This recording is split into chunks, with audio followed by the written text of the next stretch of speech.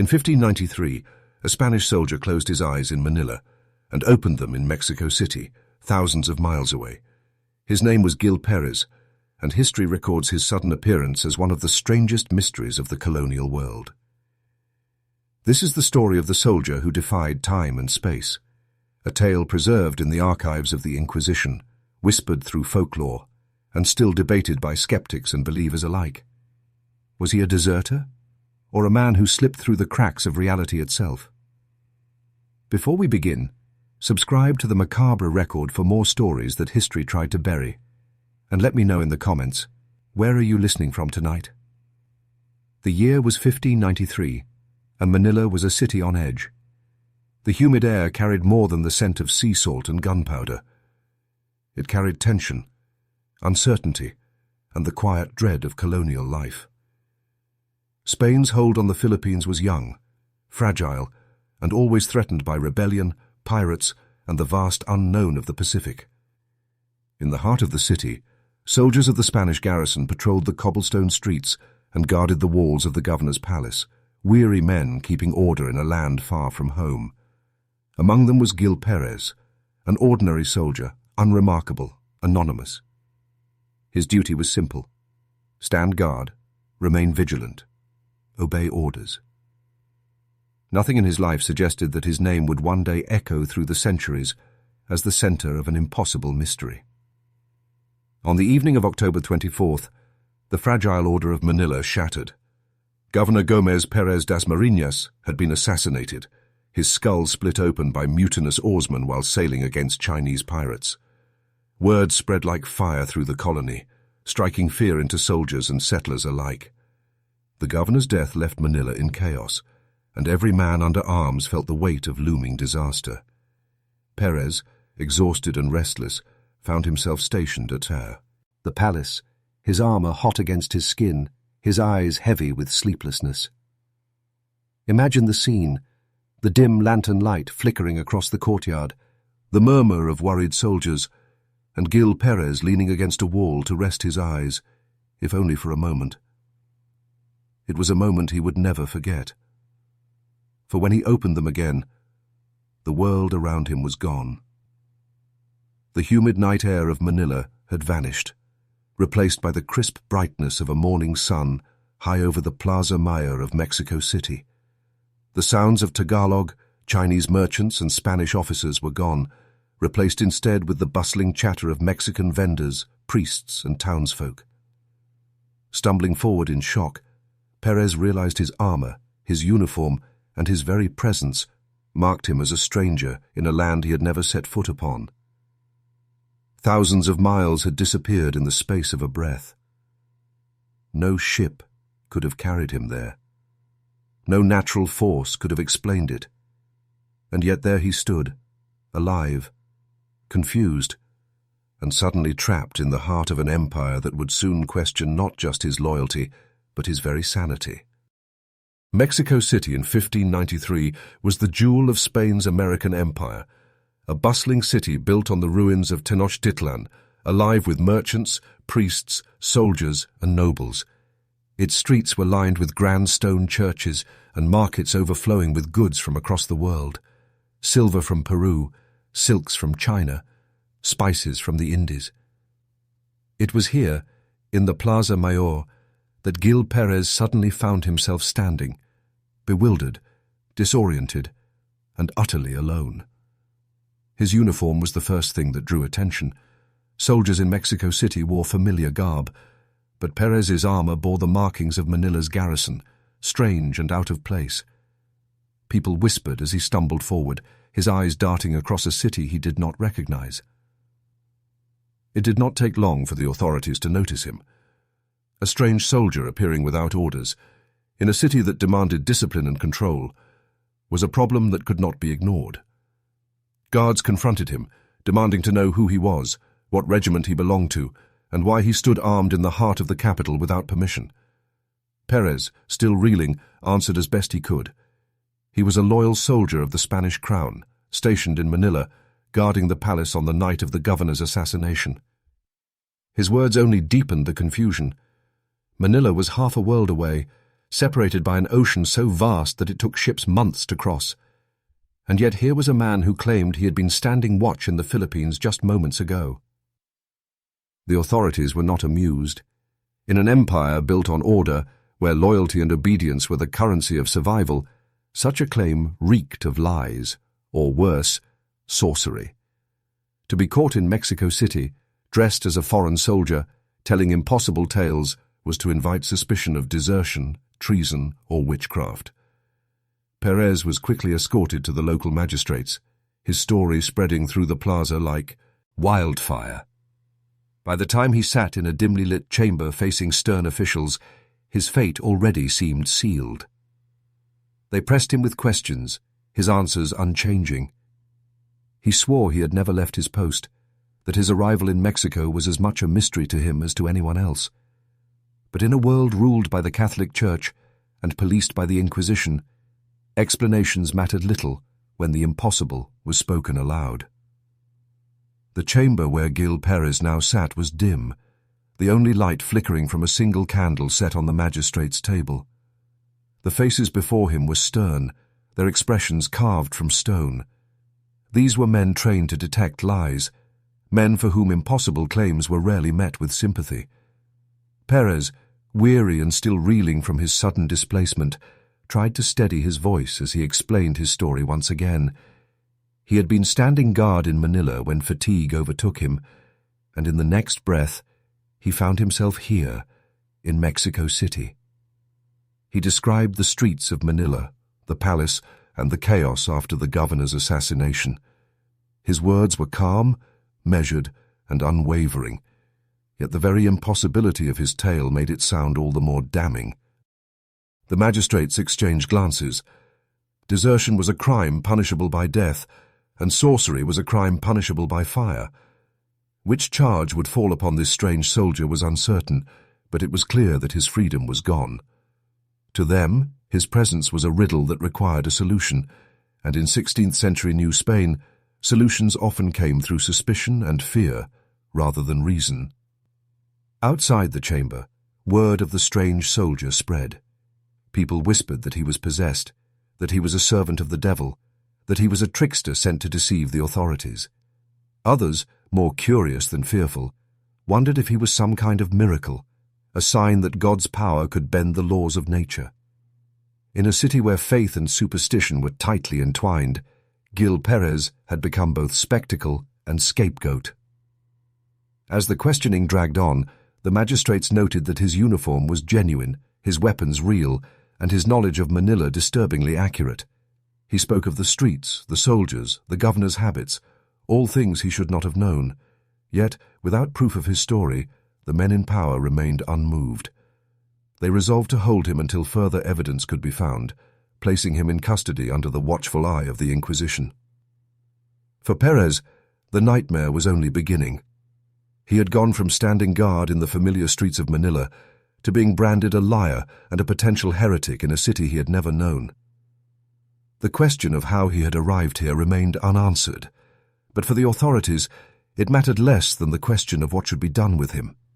His story was too strange to be ignored and too dangerous to be believed. Gil Pérez was transferred from the magistrates to the custody of the Inquisition, and with that transfer came a new and darker weight. The Inquisition was no ordinary court. Its purpose was not just to, question, but to purge the unholy, to expose heresy, to root out the devil wherever he might be hiding. For Pérez, whose only crime seemed to be an impossible journey, this meant every word he spoke carried the risk of sealing his fate. In the holding cell, the stone walls pressed in like a tomb, damp and unyielding. Outside, the bustling world of Mexico City carried on, but for Pérez, time became stagnant, broken only by the scrape of boots in the corridor or the echo of keys against iron bars. Rumors swirled quickly through the city that a soldier had appeared out of nowhere, claiming to have crossed the Pacific in an instant. Some said he was a ghost, others whispered he was a witch's familiar, while still others declared him cursed, doomed to wander until his soul was claimed. The inquisitors who came to speak with him were cold and deliberate. They listened to his tale with detached interest, asking him to repeat it again and again, each time watching for cracks, contradictions, signs of madness or deceit. But Pérez remained steady. He repeated the same details: the death of the governor, the fear in Manila, the moment he closed his eyes, and the shock of awakening in a world not his own. His calmness, though, worked against him. To the Inquisition, a man too confident in his story could be a liar. A man too unwavering could be in league with forces beyond comprehension. Day after day, Pérez languished in confinement. He was neither formally condemned nor released, existing in a strange limbo, his life suspended by an event that defied understanding. The city itself grew restless with the tale. Crowds whispered about him in taverns, priests debated his fate in cloisters, and merchants spoke of him as though he were a warning from God.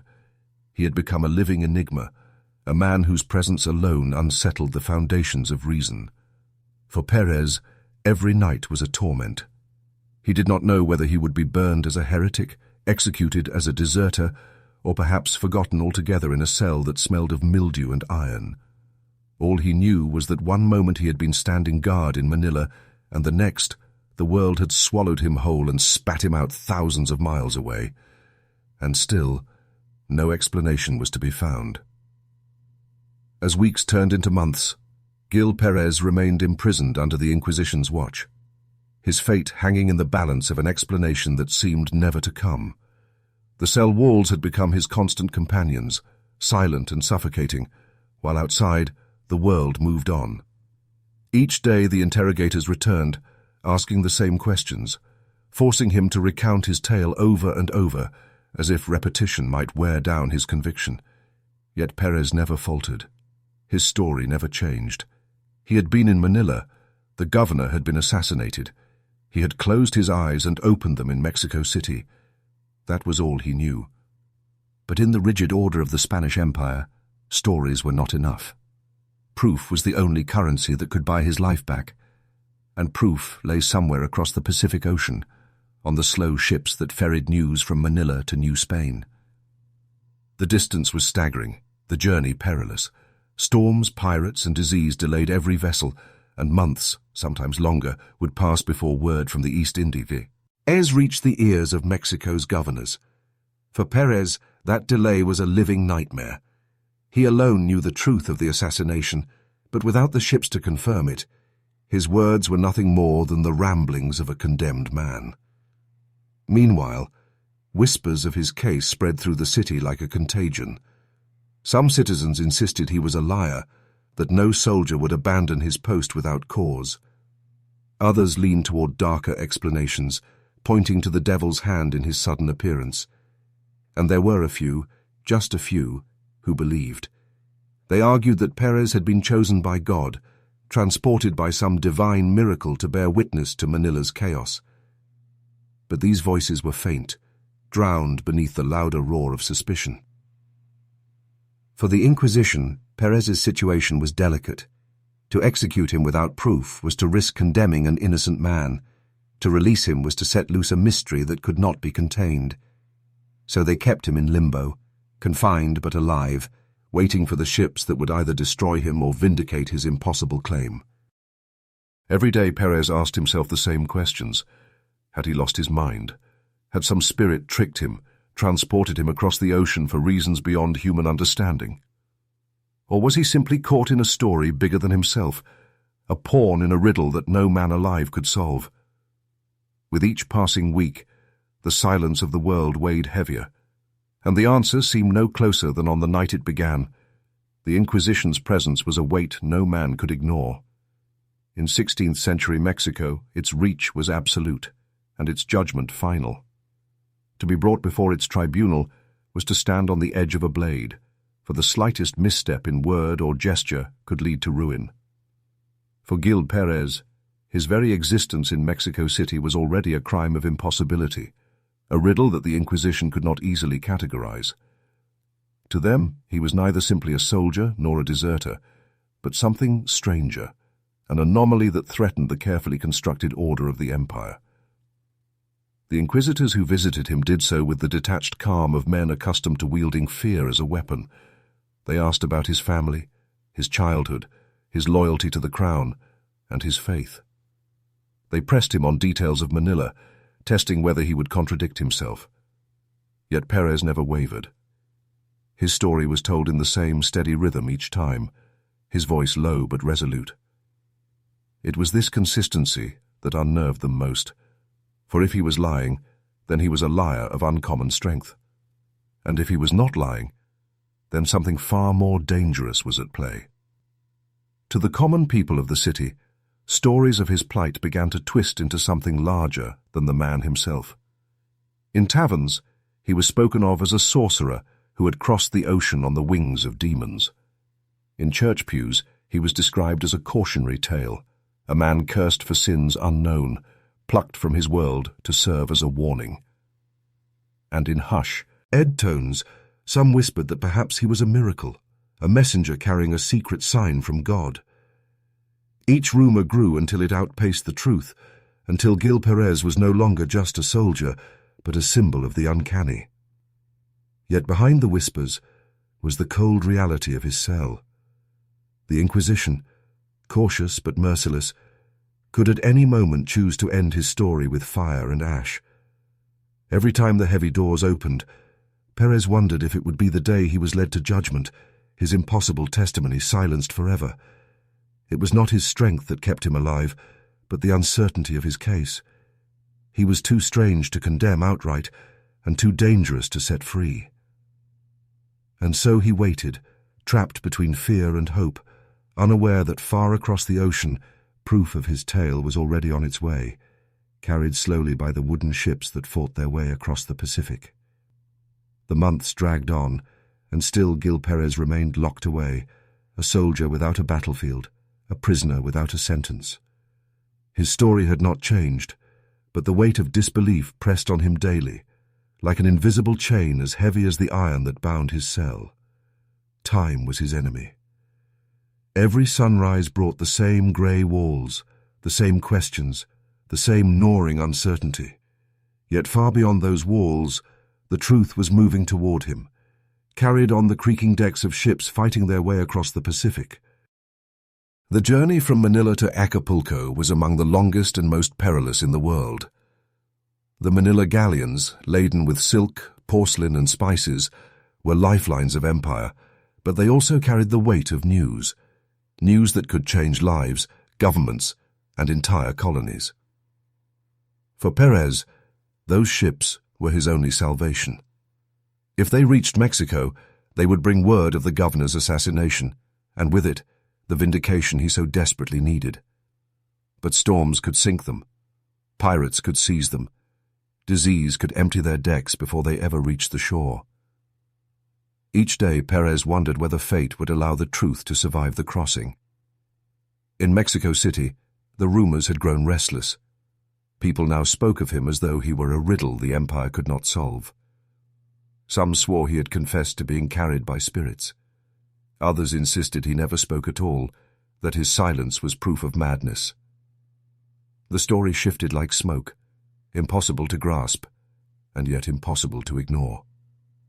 The authorities, for all their suspicion, began to feel the pressure.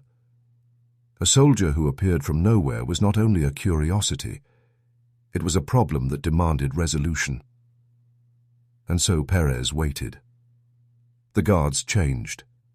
The interrogators repeated their questions. The city itself seemed to forget him, except in whispers, until his existence became a background hum in the great machinery of colonial life.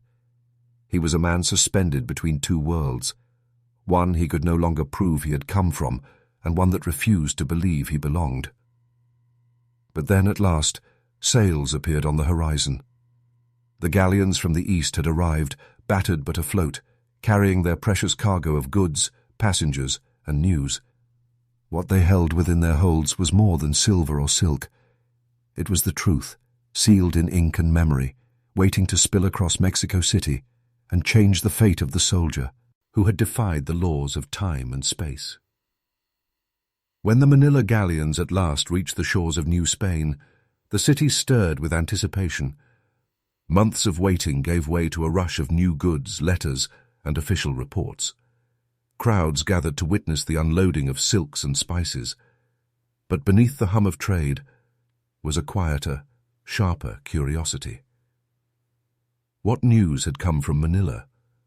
What stories of war, politics, or scandal had crossed the ocean this time? Among those who listened most intently were the officials of the Inquisition, their eyes fixed not on commerce, but on truth. For hidden in those reports might be the answer to the riddle that had haunted them for months. The letters arrived in the governor's palace, thick with seals and signatures. They were opened with care, and the news spilled out like a storm. Governor Gomez Pérez Dasmariñas was dead. Slain by mutinous oarsmen, his skull split open on the deck of a ship. The colony was in disarray, leadership uncertain, and fear heavy in the air. The assassination had thrown Manila into chaos, just as Gil Pérez had described. The realization rippled through the authorities like a shockwave. Here, at last, was proof. The soldier's words, once dismissed as impossible, now stood aligned with fact. His account of Manila had been precise, down to the smallest detail, long before the galleons had arrived. There was no way he could have known of the assassination by natural means, no way the news could have reached Mexico so swiftly. Yet he had spoken of it calmly, consistently, from the very first day. Whispers spread quickly. Guards who had once mocked him now stared at him with unease. Magistrates who had threatened him with execution now regarded him with caution.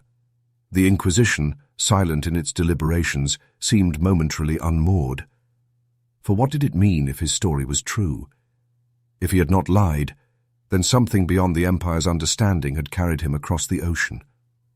Pérez himself greeted the news not with triumph but with quiet exhaustion. He had known the truth all along, yet vindication did not erase the fear he had lived with, nor the months lost to suspicion. He was free of lies, but not of mystery. For even as the reports confirmed his tale, no explanation followed. No priest, no scholar, no inquisitor could say how a man had crossed thousands of miles in the span of a breath. The confirmation of Gil Pérez's account secured his release, but his story did not simply vanish into the crowded streets of Mexico City. Instead, it seeped into the records, tucked away in the writings of chroniclers and the dusty archives of the Inquisition. The tale was too strange to ignore and too delicate to erase. What emerged was not a neatly bound testimony, but fragments. Scattered mentions that have survived across centuries, passed from one hand to another, often with details shifting like shadows. One of the earliest references is said to have come from Spanish chroniclers, who recorded the soldier's sudden appearance in Mexico alongside the news of Governor Dasmariñas' assassination. Later writers, fascinated by the strangeness of the tale, repeated it in collections of wonders and curiosities, placing Pérez alongside accounts of ghosts, miracles, and impossible phenomena. But as with all such stories, time blurred the edges. Was it truly an official record preserved by the Inquisition? Or was it retold by priests and scribes eager to capture a tale that would astonish their audiences? The Inquisition itself was meticulous, yet not all its records survived. Fires, wars, and the slow erosion of centuries consumed countless documents. What remains are echoes, citations by later historians who claim to have seen the original testimonies, fragments of legal language embedded in secondary accounts, and the haunting consistency of Pérez's name tied to one impossible event. For skeptics, this lack of direct, intact evidence is a convenient flaw, proof that the story is little more than folklore. For believers, the gaps are not proof of falsehood, but the scars of history, where fragile documents perished, but truth endured. What gives the story weight is its alignment with verifiable fact. The assassination of Governor Dasmariñas was real, sudden, and shocking. The timing of the galleon's arrival with news from Manila matches the arc of the tale. And in every retelling, Pérez is not a hero, not a villain, but an ordinary man swept into extraordinary circumstances. Such consistency lends a strange credibility, as though the story is too simple, too unembellished to be entirely fiction. And so, the tale of Gil Pérez endures not because it is perfectly documented, but because it exists in the liminal space between record and legend. It is both written and whispered, both archived and imagined. A man stood guard in Manila, and moments later he stood in Mexico City. History does not deny the assassination, nor the delay of the ships. What it cannot answer is how a soldier bridged that impossible gulf. Once freed from suspicion, Gil Pérez might have hoped his life would return to quiet obscurity. But stories like his do not fade easily. In the plazas and taverns of Mexico, his name became a spark that ignited imaginations. Ordinary people, already accustomed to tales of saints, demons, and miracles, found in his story something uniquely unsettling, a living man who had stepped across the world in an instant. Oral tradition, hungry for marvels, seized on the details and reshaped them with every telling.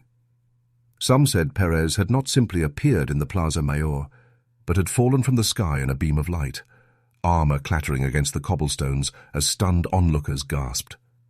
Others claimed he had staggered into a church mid-sermon, interrupting Mass with his wild insistence that only hours before he had been in Manila. In certain retellings, priests crossed themselves in terror at the sight of him, whispering that no man could traverse an ocean except with the devil's hand upon him. Yet just as many saw his arrival as a miracle. They spoke of saints who had been known to bilocate, appearing in two distant places at once, a sign of divine favor rather than diabolic trickery. For these believers, Pérez's ordeal was not a curse but a testament, proof that the boundaries of earth and sea could be broken by higher will. The miraculous and the sinister became intertwined, each teller shaping the soldier's journey to fit their worldview. As the years passed, the story spread far beyond Mexico City. Sailors carried it across oceans, repeating it in ports from Lima to Seville. Priests and chroniclers, fascinated by the strangeness, wove it into their writings alongside accounts of apparitions and prodigies. And with every retelling, the details shifted. In one version, Pérez was transported not to Mexico, but to Madrid itself, standing bewildered at the gates of the royal palace. In another, he vanished as suddenly as he appeared, never to be seen again, his presence in Mexico nothing but a ghostly visitation. Folklore thrives on mystery, and Gil Pérez provided the perfect seed. He was ordinary, yet extraordinary, believable yet impossible. His story lingered because it could not be neatly resolved. The archives had their records, yes, but the streets had their own truth, whispered and reshaped, until the soldier who once stood guard in Manila became less a man than a legend, a symbol of the uncanny breach between reality and the unknown. In the 16th century, the line between faith and fear was perilously thin. A story like Gil Pérez's was never allowed to exist in neutral territory. It had to be claimed by one force or another, God or the devil. For many in Mexico City, the soldier's sudden appearance could not be separated from the specter of witchcraft. In a world where unexplained illness was blamed on curses and sudden fortune was whispered to be the devil's gift, a man transported across an ocean could only be seen as a pawn of dark forces. The inquisitors, though cautious, were steeped in this worldview. They pressed Pérez on whether he had ever consorted with sorcerers, whether he had spoken with spirits, whether he had made any secret oaths. Each denial seemed almost too clean, too certain, as though he were hiding something deeper. To the suspicious mind, a man so firm in his innocence must surely be guilty. And yet, there was nothing. No accomplice, no ritual, no mark of witchcraft upon his body, only his impossible presence. Among the citizens, the theories grew darker still. Some whispered that Pérez had been taken by demons, carried across the ocean as a plaything of hell, dropped in Mexico to sow confusion and blasphemy. Others suggested he was possessed, that though his body stood before them, His soul had been replaced with something unholy. In the flicker of torchlight, neighbors crossed themselves when speaking of him, muttering that only fire could cleanse a man who broke the laws of distance. But just as fear sharpened its edge, so too did fascination. For every accusation of witchcraft, there was another who whispered of miracles, of saints who had bilocated, of divine messengers who traveled as swiftly as thought. To some, Pérez was proof not of diabolic trickery, but of God's mysterious will. The tension between these interpretations gave his story its strange life, half condemnation, half reverence. What made the suspicion especially dangerous was timing. New Spain was already plagued by fear of rebellion, piracy, and unrest. Authority clung to stability with iron hands. A soldier who claimed to have crossed the ocean in a moment threatened not only faith, but order itself.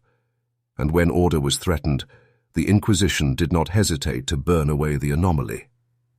For Pérez, every day of survival was a narrow escape from fire, spared only because the authorities could not decide whether he wowed as liar, miracle, or monster. Centuries later, when Gil Pérez's tale resurfaced in books of curiosities and compilations of the unexplained, it found new life in a world no longer dominated by the Inquisition's terrors. By the 19th and 20th centuries, the language of miracles and witchcraft began to fade, replaced by the vocabulary of science, speculation, and the growing fascination with the unknown. What once had been whispered as sorcery was now reframed as a puzzle for reason to solve. Some modern thinkers propose that Pérez's experience might represent an early case of teleportation. A man somehow displaced instantly across the globe without the aid of ships or technology. Though the word itself belonged to science fiction, the concept captured imaginations. Could it be that Pérez was not cursed, but rather the accidental subject of a phenomenon we barely understand, a glitch in the natural laws of physics?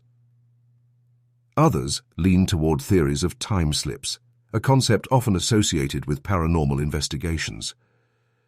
According to this idea, Pérez might not have physically crossed the ocean, but rather stepped through a tear in time itself, slipping from Manila to Mexico as though the fabric of reality had folded briefly. Such theories, while unprovable, gave his story a resonance in an age enthralled with the possibilities of parallel dimensions and unseen forces.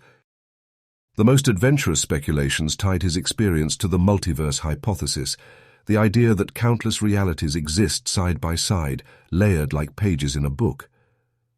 Perhaps Pérez had not simply traveled across space, but had crossed from one reality into another, where his counterpart already stood in Mexico. If so, the soldier's confusion was not the result of deception or madness, but of being the first man to stumble between worlds. Skeptics, of course, dismiss such interpretations as the wishful thinking of those who prefer wonder to reason. They argue that Pérez's tale is nothing more than folklore, a story exaggerated in retelling, stripped of context until it seemed miraculous. And yet, even skeptics admit a troubling truth. The details align too neatly with historical fact. The assassination in Manila, the arrival of the galleons, the accuracy of Pérez's knowledge, each piece fits. Whether framed as sorcery, miracle, or multiverse, the tale of Gil Pérez refuses to rest.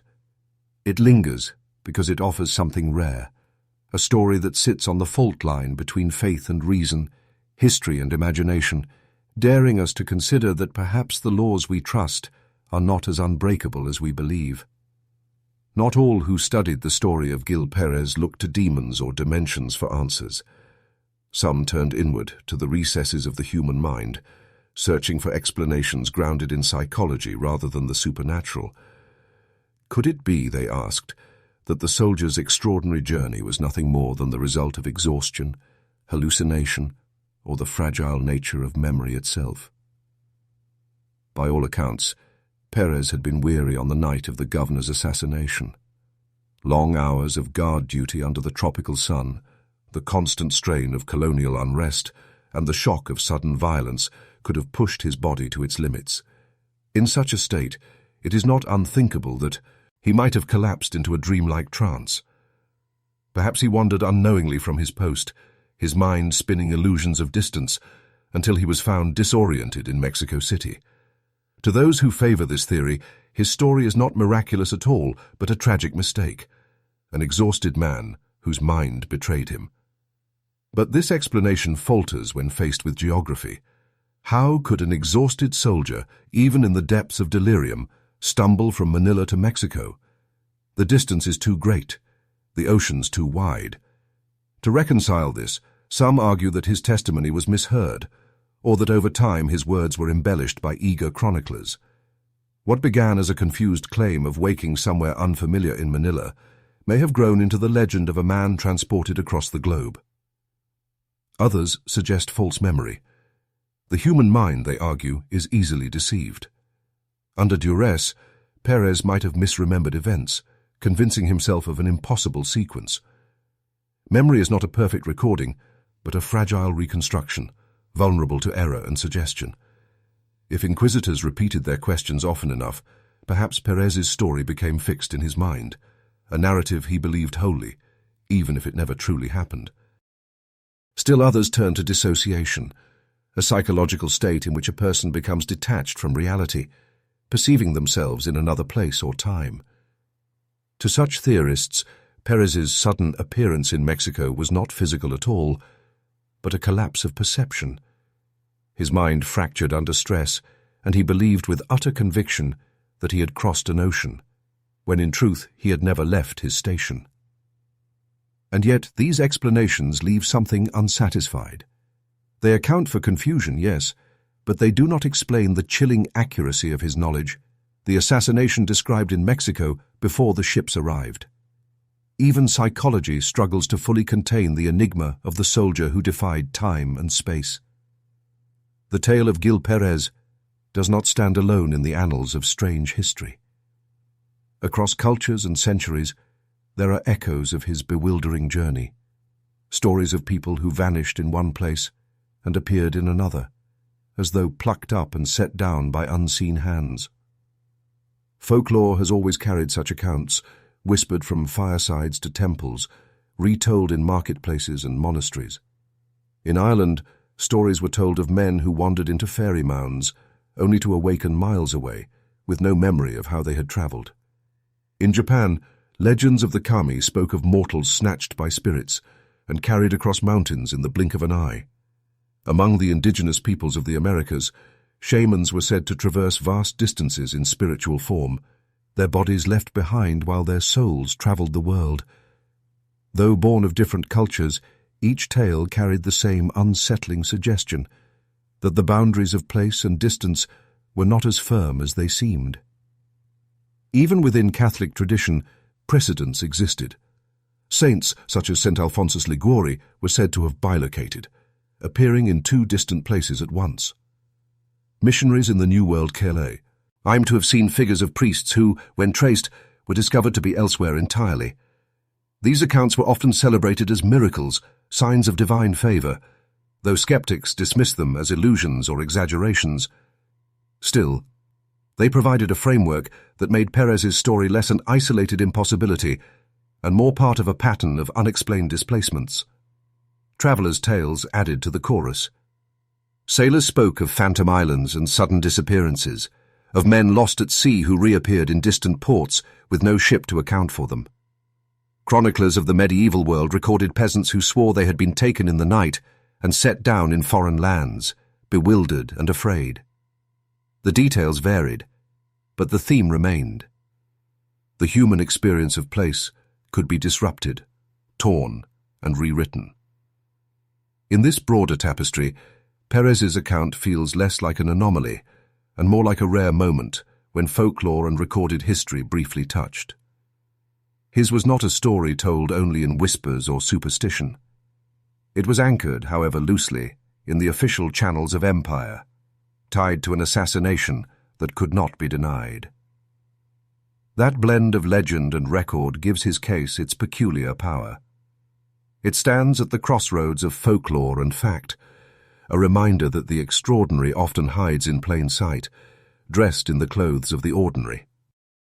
To understand why the tale of Gil Pérez struck such a chord, one must step into the fragile world of Spain's colonial empire in the late 16th century, These were years when power seemed immense on the surface, but beneath the banners and cathedrals lay constant uncertainty. Manila, freshly established as Spain's foothold in Asia, was a city under siege from threats both within and without. Pirates prowled its waters, rival kingdoms watched for weakness, and unrest among local populations simmered like a storm cloud. Across the ocean, Mexico was the crown jewel of New Spain. But even there, whispers of rebellion and the weight of indigenous memory kept Spanish rulers uneasy. In such an atmosphere, the appearance of a soldier who defied distance was more than a curiosity. It was a disruption to the very order on which the empire relied. Colonial life was precarious. Rumors carried power equal to laws, and the unknown was often feared more than open battle. A sudden assassination in Manila was enough to destabilize confidence in Spain's grip. For such news to arrive in Mexico not by ship, but by the mouth of a lone soldier, was unsettling in the extreme. It suggested not only that reality could fracture, but that God or the devil, or both, were directly interfering in the empire's affairs. The Spanish crown valued control, and control demanded explanations. Gil Pérez's story refused to provide one. The Inquisition's involvement was no accident. It was both a religious and political arm, ensuring that heresy never weakened the empire's authority. To them, the unexplained was dangerous because it could inspire doubt. If one man could leap across oceans, what else might be possible? Could prophecies, rebellions, or heretical visions carry the same weight? To contain Pérez was to contain the dangerous idea that the world was not as solid and predictable as Spain declared it. To be. And yet, the ordinary nature of Pérez himself added to the unease. He was not a priest, not a noble, not even a scholar. He was a common soldier, one among hundreds, who should have passed through life unnoticed. That such a man could be at the center of a supernatural event made the story even more disturbing. It was as though the empire itself could be shaken not by kings or battles, but by the inexplicable displacement of a single anonymous guard. In a world built on hierarchy and order, such an idea was intolerable and unforgettable. What gives the tale of Gil Pérez its peculiar power is not just the impossibility of his journey, but the simplicity of the man at its center. He was not a nobleman whose adventures might be recorded for posterity, nor a priest whose visions could be sanctified, nor even a learned scholar whose words might be preserved in ink. He was a soldier, one among many, carrying out the monotonous duty of standing guard. His life, by all appearances, was destined to be forgotten, swallowed by the machinery of empire. And yet it is precisely this ordinariness that makes his story so haunting. If Pérez had been a saint or mystic, his sudden displacement could have been folded neatly into the religious imagination of the time. It could have been declared a miracle, a sign of holiness, and enshrined in the annals of the Church. If he had been a villain or a rebel, the tale might have been used as evidence of witchcraft, a cautionary example to frighten the faithful into obedience. But as a common soldier, he fit neither role. He was simply an anonymous man who happened to experience something extraordinary. This was what disturbed the authorities most. The empire could explain miracles if they occurred to saints, and it could condemn witchcraft when practiced by outcasts. But how could it process the impossible when it appeared in the life of someone so unremarkable? Pérez's ordinariness stripped the story of easy interpretation. There was no larger narrative to frame him, no divine mission, no rebellion. Only a soldier who claimed he had fallen asleep in Manila and awakened in Mexico. For the common people, this ordinariness made the story more believable, more intimate. It was easy to imagine oneself in his place, standing guard, weary from the night, suddenly thrust into an alien world. Pérez was not untouchable like a saint, nor loathsome like a heretic.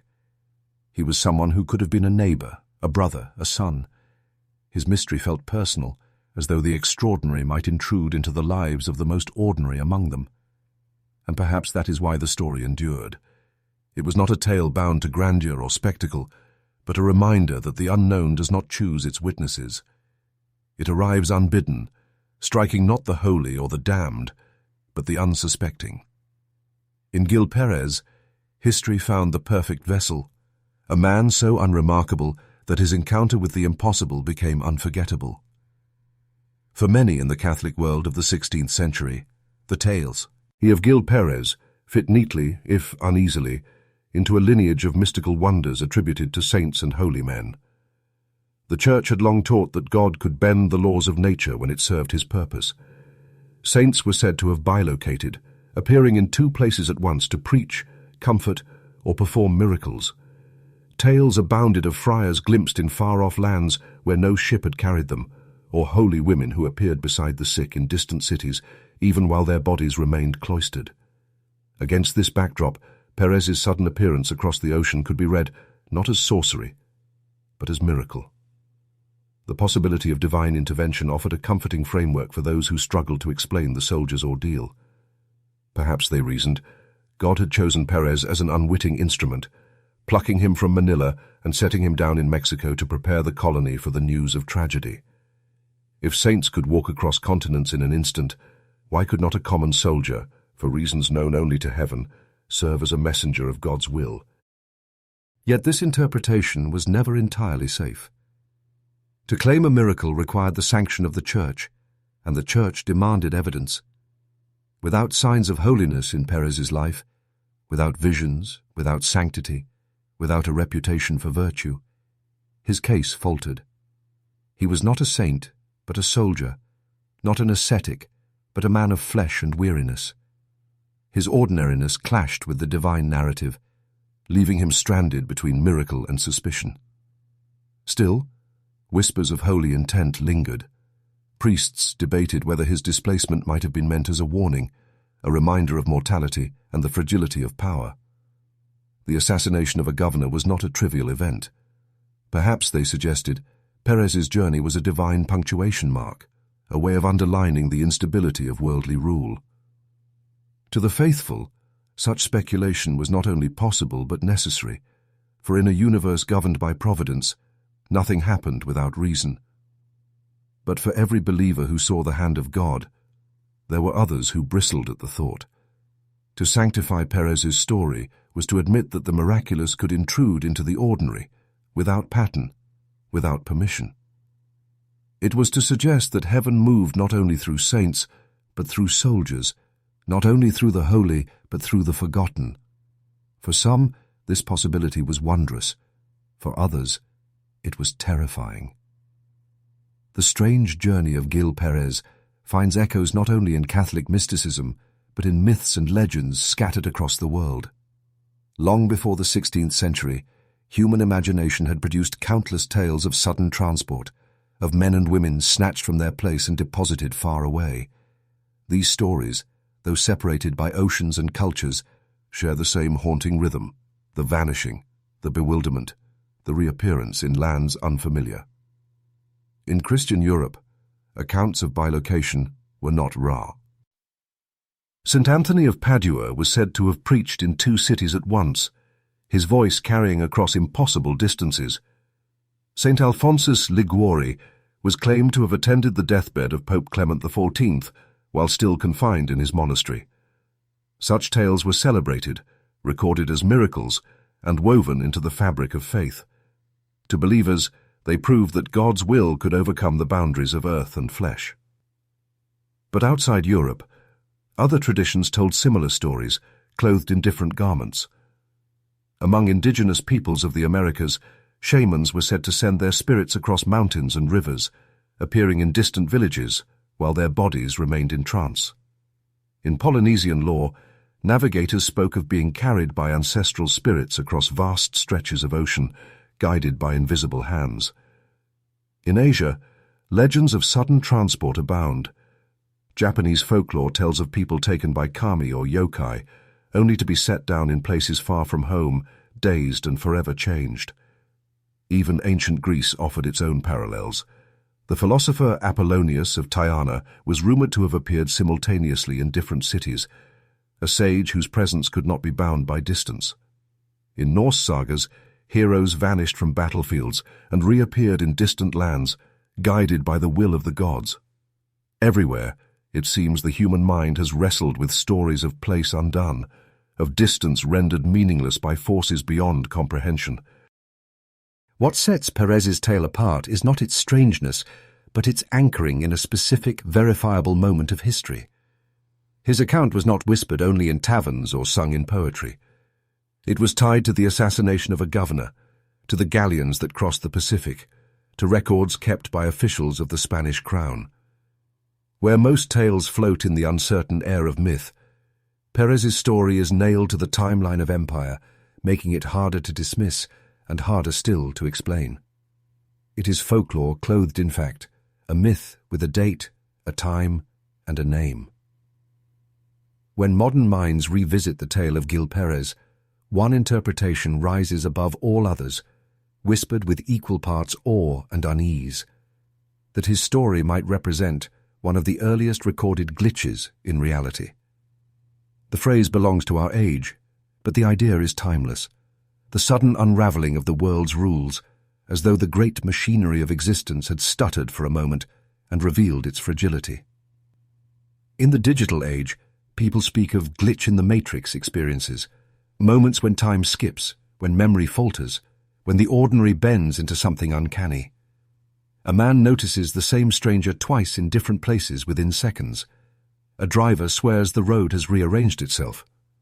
A family recalls an event that, by all available evidence, never occurred. These experiences are often dismissed as coincidence or faulty memory, yet they carry a chill that lingers long after reason has spoken.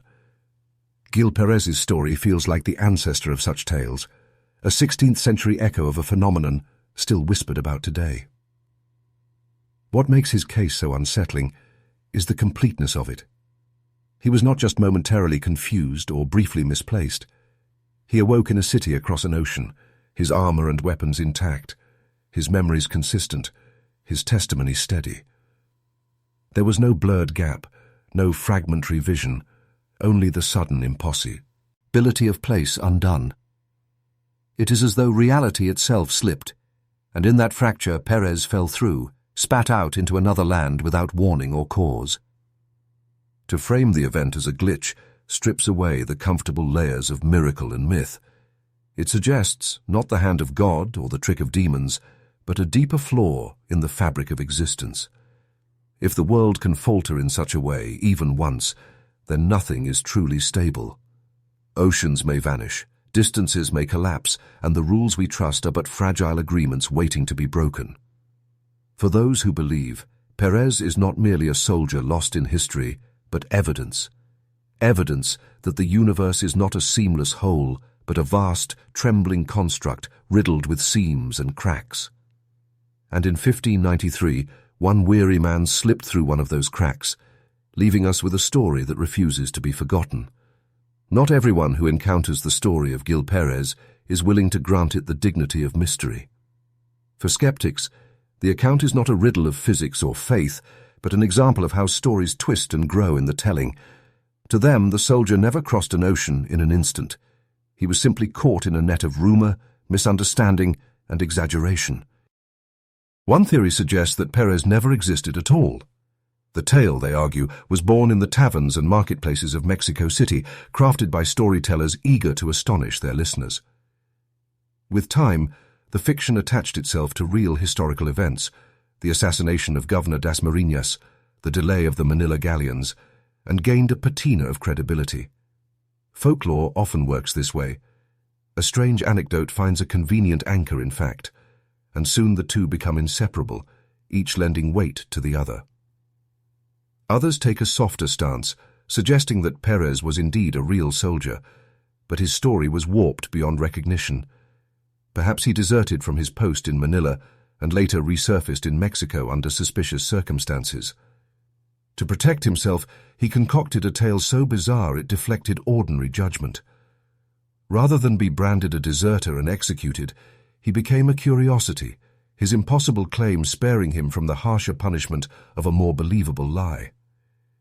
In this reading, Pérez was less a victim of mystery than a cunning survivor. Another skeptical angle lies in the fragility of historical record. Much of what we know of Pérez comes from later accounts, not from direct transcripts of the Inquisition. Over centuries, retellings may have polished and expanded the tale, adding impossible details until it became the legend we inherit. Without surviving original documents, skeptics argue, there is no reason to believe the story is anything more than a fable preserved because it was entertaining. And yet, even within skepticism, a shadow lingers. If the story was fabricated, why did it persist? Why did chroniclers centuries later still point to Pérez as an example of the uncanny? Folklore is often forgotten unless it scratches at something deeper. Perhaps his tale endured not because it was true, but because it resonated with a primal unease. The fee are that the world might not be as solid as we imagine, that distance and order are fragile things, easily undone. To skeptics, that resonance is explanation enough. To believers, it is proof that even denial cannot silence the mystery. Once the galleons confirmed his account and the storm of suspicion broke, Gil Pérez was released from confinement. But if he expected that freedom would return him to the quiet anonymity of a soldier's life, he was mistaken. His name had already slipped into the current of rumor, carried through taverns, convents, and official corridors alike. For a brief moment, he was at the center of Mexico City's fascination, the soldier who had stood in two worlds. And then, as suddenly as his story began, the records fall silent. There are no surviving chronicles that tell us what became of him afterward. Did he return to Manila, resuming his post as though nothing had happened? Did he remain in New Spain, blending into the ranks of soldiers whose lives were consumed by endless patrols? Or did he vanish again, swallowed by history as abruptly as he had appeared in Mexico City? The absence of answers is as haunting as the mystery itself. Pérez, the man, seems to dissolve, leaving behind only Pérez, the legend. This silence is telling. The Spanish Empire was vast and its archives sprawling, but the life of a common soldier rarely merited attention once it strayed from the extraordinary. If Pérez lived and died an ordinary death, his story would have ended in obscurity, his bones lost beneath the soil of whatever land he served in last. But the event that marked him ensured that his name was preserved, not for his deeds as a soldier, but for the impossibility attached to his memory.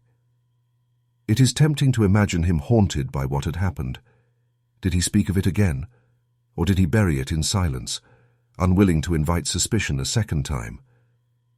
Did his fellow soldiers treat him as cursed, avoiding his company, or as blessed, whispering his name in awe? The truth is unknowable. What remains is the paradox.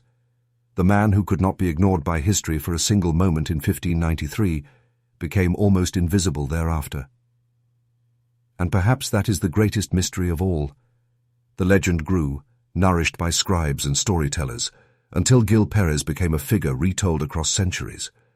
But the man himself vanished into obscurity, as though reality itself had erased him after briefly, impossibly, placing him in the wrong place at the wrong time. The survival of Gil Pérez's story is almost as improbable as the event itself. In a world where the lives of common soldiers were rarely documented, his tale endured not because of his rank or deeds, but because it became a curiosity too strange to discard. Chroniclers of the Spanish Empire occasionally mentioned him, slotting his name into collections of wonders and oddities that mingled natural marvels with the supernatural. These volumes were less concerned with accuracy than with astonishment, but they ensured that the soldier's impossible journey would not fade entirely into silence. The Inquisition's archives were said to hold the first record of his interrogation, yet those documents, if they ever survived intact, were likely lost to time. Fires, political upheavals, and the erosion of centuries devoured countless pages of colonial history. What remains are secondary sources, writers who claim to have seen the original testimonies, historians who repeated the story as part of a broader narrative of strange events. To skeptics, this chain of retelling weakens the case. To believers, it strengthens it, proving that the tale was too striking to vanish even when its paper trail disintegrated. By the 17th and 18th centuries, Pérez's name appeared in compilations alongside accounts of ghost ships, apparitions, and miracles. He was no longer just a soldier of the Spanish crown. He had become a symbol of the uncanny, grouped with stories meant to astonish and unsettle. Folklorists later picked up the thread, fascinated that such a bizarre claim could be tied to a verifiable historical event, the assassination of Governor Dasmariñas. This grounding in real history kept the tale alive when other legends dissolved into myth. In the 19th century, writers of the paranormal began to rediscover Pérez. They presented him as a man who had crossed space without reason, a riddle predating modern science by centuries. By the 20th, his case appeared in books about teleportation, psychic phenomena, and even UFOs, reframed each time to fit the anxieties and fascinations of the age. The details shifted. Some versions placed him in Madrid instead of Mexico, others painted him as a ghost rather than a living man, but the essence remained unchanged. A soldier appeared where he should not have been. And so, Gil Pérez lived on in fragments, half folklore, half record, preserved not by certainty, but by the persistence of mystery. His story survived because it was too strange to forget, too haunting to erase. By the 20th century, the story of Gil Pérez had slipped beyond the confines of dusty chronicles and entered the realm of paranormal research. Writers who scoured history for unexplained events latched onto his tale as one of the earliest and most striking examples of spontaneous teleportation. For them, Pérez was not merely a curiosity of the colonial past, but a data point, a fragment of evidence suggesting that human beings might sometimes be ripped from one place and cast into another without warning. Books of the unexplained, especially those published in the mid-20th century, when public fascination with mysteries was at its peak, placed Pérez alongside reports of vanishing ships, disappearing travelers, and strange cases of missing time. His sudden shift from Manila to Mexico seemed to echo modern accounts of people who reported being transported across great distances in moments, often with no understanding of how it happened. Pérez's case was especially appealing because it was tethered to historical events, the assassination of a governor and the delayed arrival of the Manila galleons. Unlike folklore without context, this tale had anchors in verifiable fact. Paranormal researchers argued that such grounding gave the story unique credibility. They pointed to the consistency of Pérez's testimony, the official involvement of the Inquisition, and the shock of Mexico's authorities when the galleons arrived to confirm his impossible knowledge. To them, it was not just a fable, but one of the earliest recorded case files of teleportation. UFO enthusiasts, too, adopted the story. In the age when flying saucers and alien abductions dominated popular imagination, Pérez was reframed as a potential abductee, spirited across the planet by forces not of this world. Though his story predated the modern language of extraterrestrials by centuries, the pattern seemed familiar: a sudden disappearance, an inexplicable relocation, a bewildered witness whose account could not be dismissed. For some, Pérez was proof that whatever phenomenon haunted the skies in the 20th century had been with humanity all along. Skeptics dismissed these reinterpretations as opportunistic, the grafting of modern anxieties onto old legends. But the fact remained. Pérez's tale persisted because it could be endlessly adapted, made to fit new theories as easily as it once fit old fears.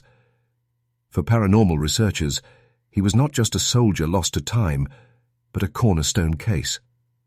An ordinary man whose extraordinary fate defied explanation, offering a tantalizing hint that the boundaries of our world are not as firm as we believe.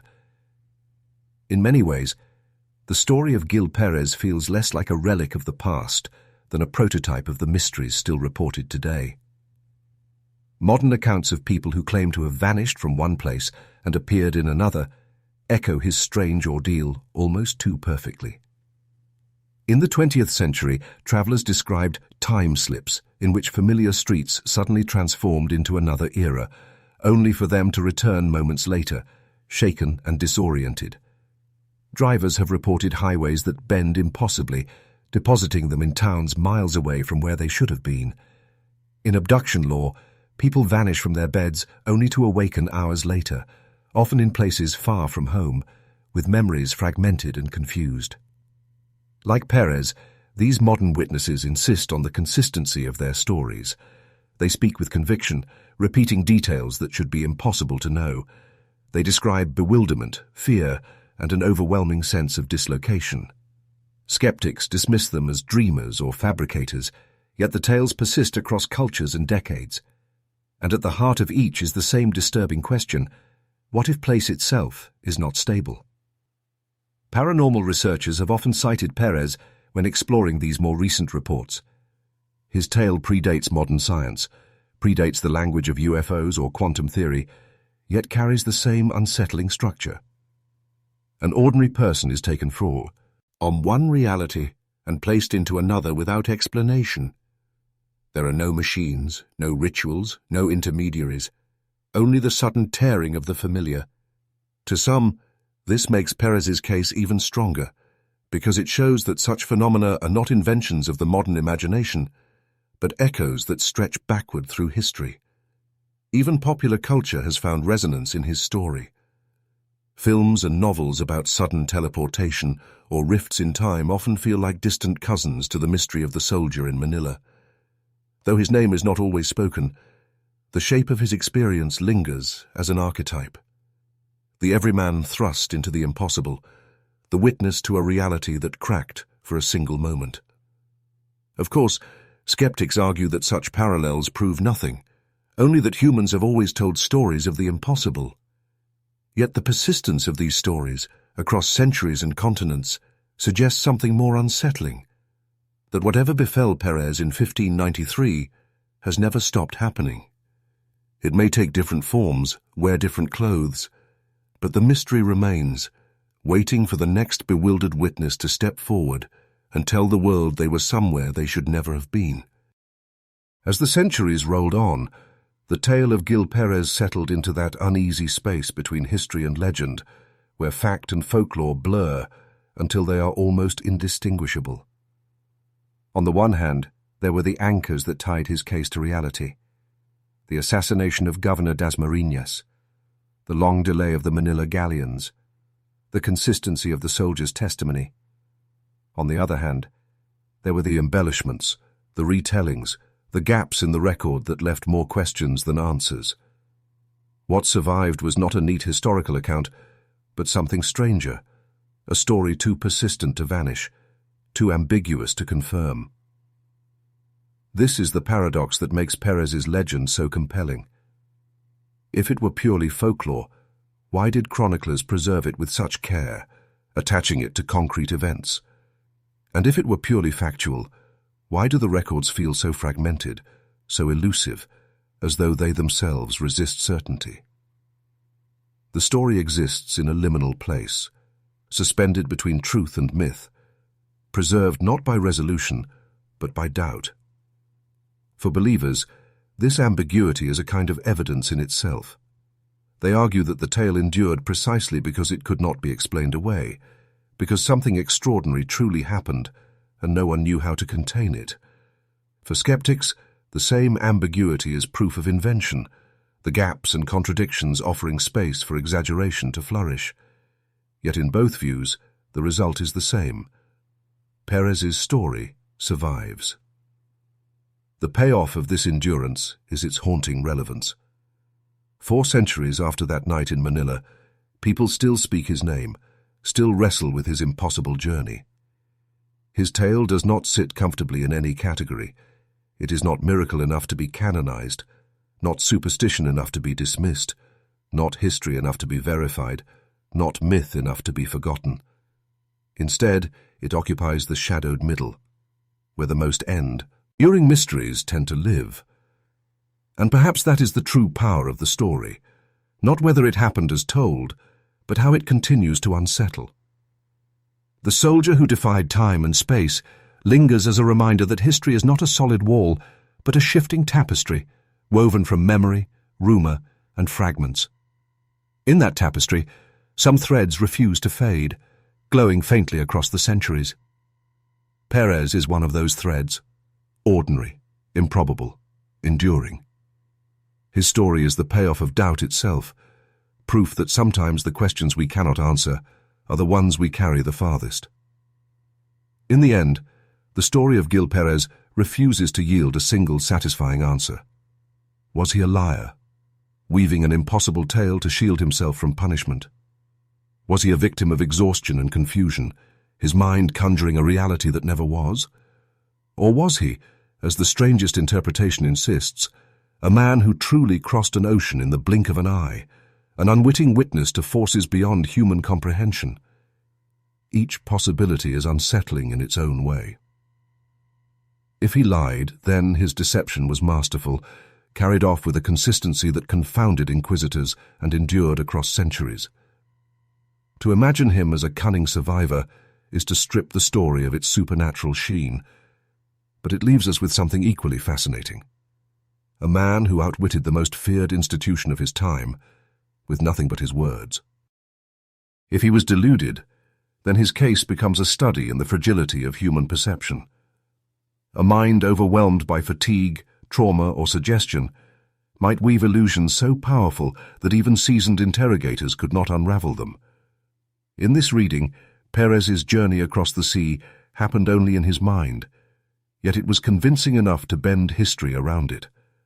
That possibility unsettles because it forces us to question how much of our own lives rest on memory, and how easily memory may betray us. And if he truly appeared in Mexico, carried by means unknown, then his story points to something far more disquieting. It suggests that reality itself is not fixed, that the laws of time and space are not as unbreakable as we believe. If one man could slip across the world in a single instant, then perhaps the world is riddled with seams, and Pérez was merely the first to fall through. That possibility is not comforting. It is terrifying. What endures, then, is not certainty, but the haunting quality of the question itself. In Pérez's silence after his release, in the absence of records about his later life, there is a sense of unfinished business, as though the story was never meant to resolve. He remains suspended in time, caught forever between Manila and Mexico, between truth and legend. And maybe that is why we still speak of him. Not because we know what happened, but because we don't. And because deep down, part of us fears that the same fracture in reality that claimed Gil Pérez might one day claim us. Picture him once more, a weary soldier in 1593, standing guard beneath the humid night sky of Manila. His armor is heavy, his eyelids heavier still. The city trembles with unrest after the governor's sudden death, and the weight of empire hangs over the streets. For a moment, he leans back, closes his eyes, just a breath of relief stolen from his duty. And when he opens the world has changed. Centuries later, we are still caught in that moment. We know that Governor Dasmariñas was assassinated. We know that the Manila galleons carried the news to Mexico months later. And we know that somewhere in the middle of it all, a soldier named Gil Pérez told a story that defied the laws of place and time. Beyond that, everything dissolves into uncertainty. Was he a liar, a dreamer, a victim, or something far stranger? The answers remain hidden in the folds of history, perhaps forever. What makes his tale endure is not proof, but possibility. The possibility that reality can bend, that oceans can vanish in the space of a blink, that ordinary men can be touched by the impossible. We listen because his story reminds us of how fragile our certainties really are, how quickly the world we trust might shift beneath our feet. And so the soldier remains at his post, frozen in the half-light of history, forever standing between Manila and Mexico, between disbelief and wonder. His footsteps echo not only in the archives of the Inquisition, but in the imagination of every generation that dares to ask, what if? Perhaps Gil Pérez is still marching, somewhere between worlds, a lonely sentinel in the borderlands of reality. Perhaps his journey was a warning, or perhaps it was an accident, a crack in the universe that opened once and then closed forever. Either way, his story endures, unsettling and unresolved. This was the soldier who defied time and space. And maybe that is why we cannot let him go, because if he slipped through the cracks of the world once, then who is to say it cannot happen again? If this story kept you on edge, subscribe to the Macabre Record so you don't miss the next descent into history's darkest corners. And tell me in the comments, where are you listening from right now? Drop your city and country below,